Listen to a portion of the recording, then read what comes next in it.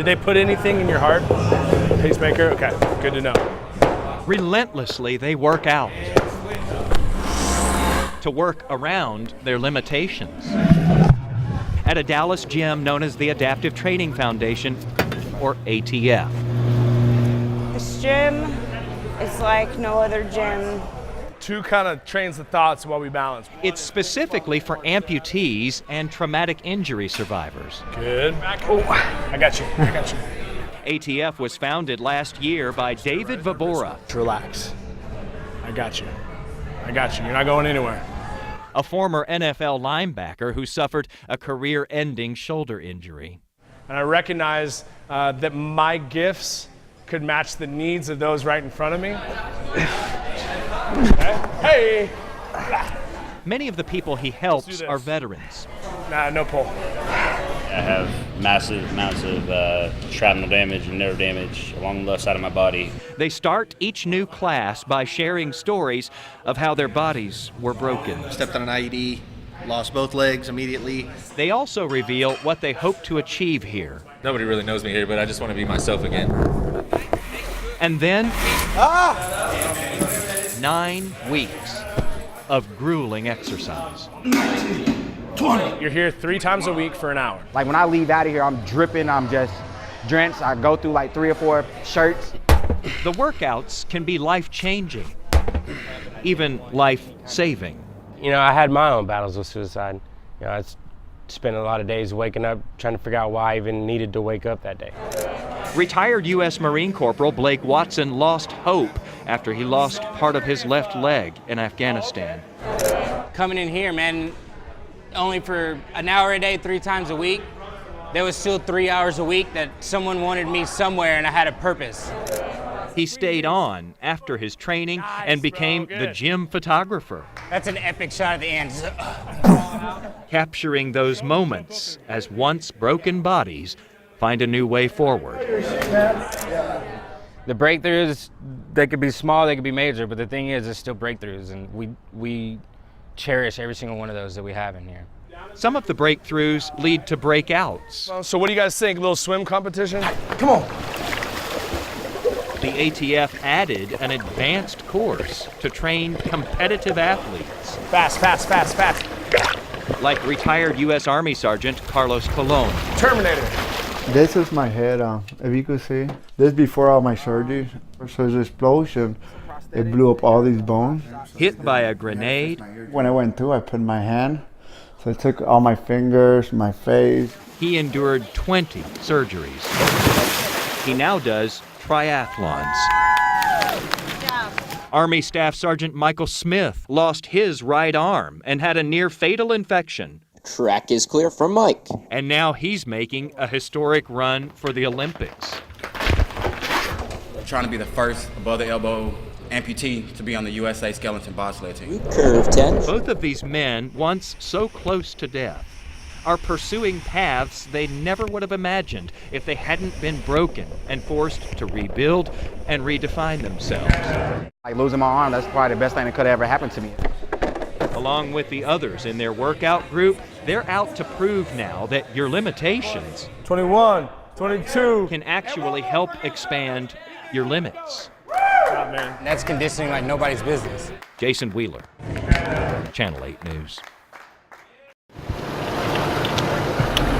Oh, they're just trying to save all the animals. Oh, are you starting to look? Starting to feel Are better. you trying to look? From what the neighbors say, it sounded like a small explosion. My name is Melody McCallum. Starting to show some good signs because he's not wheezing like he was earlier. Rusty Wilson, Assistant Fire Chief. It was a confirmed structure fire. I think there are 5 and probably 6 occupants in the house of 20 to 30 pets. I didn't really know them personally. There are no human fatalities. There are some animal fatalities. There is 1 deceased cat and there are 3 deceased dogs. I'm sure the dogs were, well, either scared to death or limp. There's another one right there. They got it. Well, I just know this little bit, like his legs and arms were straight out and it was making an awful whining, raspy noise like it couldn't get air. Hey. Pretty incredible. They're okay and they're barking at each other. While Roger Mills Elementary in East Oak Cliff is one of DISD's lowest performing schools, it's also home to one of the district's brightest little lights. How much longer do they wait in line to run? Keith Moriel. Splash Mountain. He's a second grader. But his teachers think with his math and science skills, 13 minus 7 equals 6. He'd easily do well in fourth. When I grow up, I want to make an unlimited source of energy. You want to make an unlimited source of energy? Yes. Wow, that is a big idea. And I feel like I have to do it fast or else the world won't be here anymore. It's not exactly a second grade thought, is it? Let's try to memorize today, okay? Yes, sir. Takia McMillan is his teacher in the Talented and Gifted program. Keith is brilliant. And that's good news for the other kids in Keith's class. His teacher uses a technique called peer tutoring. We are doing regrouping. What's the math equation? It's 324 plus 286. Once a student understands the material, he or she becomes the teacher. You understand? Perfect. This is his actual teacher, Samuel Munoz. He think out of the box and he want to create new things. DISD shared internal test scores from Keith's math class with us that show peer tutoring works. Between September and December, there was a marked improvement in his classmates' ability to understand and retain new knowledge. You take away one. No one likes that more than Keith. And you add it to here. I want to help them and to be better because they need help, and I want to do that for them. Of course I do. It'll be interesting to watch him grow up and see who he becomes, because he will become someone. So I'm just glad that I had a chance to know him. And with improving classroom scores, his fellow students may be glad one day too. Because he helped me to Maybe even today. Understand David Schechter, the math. Channel 8 News. At the exclusive Edward Bauman Clothiers in Addison last week, This is me. there was a crimson carpet leading to a special event inside. And if you ask who they were wearing, it's the feel of it, I think. It's beautiful. They'd proudly tell you. I would say probably the finest tailor in the history of the world. Martin Greenfield. Dwight Eisenhower, Gerald Ford, Bill Clinton, Brock. The same name that's been dropped by some of the brightest stars who've ever walked red rugs. Donald Trump, he's a tough person to deal with. There was Sammy Davis Jr. And he was running around, he was dancing, he was singing. I said, I kick your ass in. Unless you sit here, I cannot fit the job. Greenfield has also outfitted several presidents, including President Obama. Jackson for 5 years. And he has anecdotes about them all. Thank you. In his book, Measure of a Man. You, sir, are a gift. Thank you. Which recounts his own remarkable story of being a Jewish boy taken prisoner by the Nazis and later freed by America. When they came in, that was April the 11th, 45, I knew that I am going to live. Greenfield's Czechoslovakian family never saw that glorious day. His mom, dad, 2 sisters, and baby brother were all exterminated. I never saw anybody again. Just before he was taken down by attack dogs while clinging to his father, his dad told him this. You're strong, you're disciplined, you will survive. And if I don't survive, you honor us by living, not by crying. That was the last message.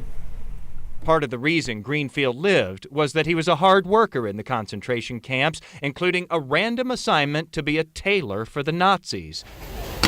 After he was liberated, Greenfield made his way to America, started working in a clothing factory, and 30 years later became the owner.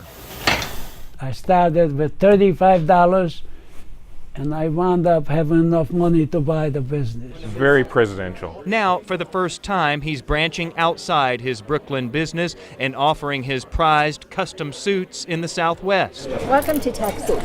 Partnering with Edward Bauman Clothiers here. We're honored to be working with him. What we actually do is art. And it's not just sewing something together, it's truly understanding the individual. As Greenfield signed copies of his book, I remember the suit.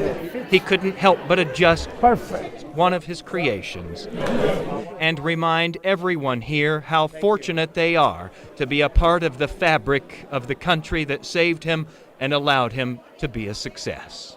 I traveled all over the world. There is no place like it where you were born. Don't take it for granted. You are lucky to be here. You could become anybody in the world. This looks nice. Jason Wheeler. You create a success. Channel 8 News. How was school today? Great. Yeah? Yeah. Teachers so far, not so much. Logan and his uncle have a bond, and that dry sense of humor runs in the family. It's just one of the things passed down in the Kettle family. But at 9 years old, Logan also knows about loyalty. You follow someone's footsteps. And honor. Word of pride. There's a reason. Rangers lead the way. This must have been either whenever he joined the Rangers or whenever after he got killed. Just to remember this moment. Logan was only 15 months old when his dad, Jeff, a Green Beret, died in combat. This is a photo taken just hours before he was killed. He was on a mission to go and hunt for bad guys. That's what his team did. And they were... Ran over a landmine, right? Yeah. They were going through a dry riverbed, and they had their vehicles spaced out about 50 meters apart. And his vehicle drove over a massive buried IED. The family buried Jeff at Arlington Cemetery, the resting place of heroes. Logan was a baby. He was there. It's been really tough. I don't know what it's like to have a dad, and everyone else in my class has a dad, and their dads are so great, and I bet mine was greater, but I couldn't have spent time with him. There is one thing Logan wishes he had: his dad's dress uniform jacket. Somehow, in the days after his dad's death, it disappeared 8 years ago. Clay Kettle has made it his mission to keep his brother's memory alive. He had to do something. When I was in school, I always wore my dad's Air Force jacket. It was very important to me. So Clay used his brother's service record, the picture of the uniform, and painstakingly tried to recreate that jacket for his nephew. The hardest part was the Tunisian jump wings. Finally, through a Facebook post, an old classmate found the wings on eBay. Wow. After months of piecing it together, Clay presented the jacket to Logan at the family's home in College Station. I bet this looks exactly like the one I haven't seen yet. It does. I promise you, he died doing what he loves. Wow. Seeing the replica of the uniform jacket brought tears to his mother's eyes. Yeah, I'm sure they would have been best friends. Army Commendation Medal, Army Achievement Medal. Clay Kettle is now medically retired after himself being injured by a roadside bomb. I have a hard time remembering what that one is. His brother is one of more than 2,000 service members killed in Afghanistan, the only one from his hometown of Texas City. Can I take out this hanger and see and put this on? I think that's what everybody wants to see, believe it or not. Yeah, sure. Shoulder blades. It was an unforgettable moment for his grandma, too. He was the best dad. He loved him a lot. I mean, if he wasn't in this world, we wouldn't be standing here today. Him and men like it. Logan's uncle still holds out hope of finding the real jacket. But in the meantime, there is comfort in knowing his nephew has the next best thing, along with mementos to honor a hero. My dad was a true hero. His dad. Tanya Iser, Channel 8 News.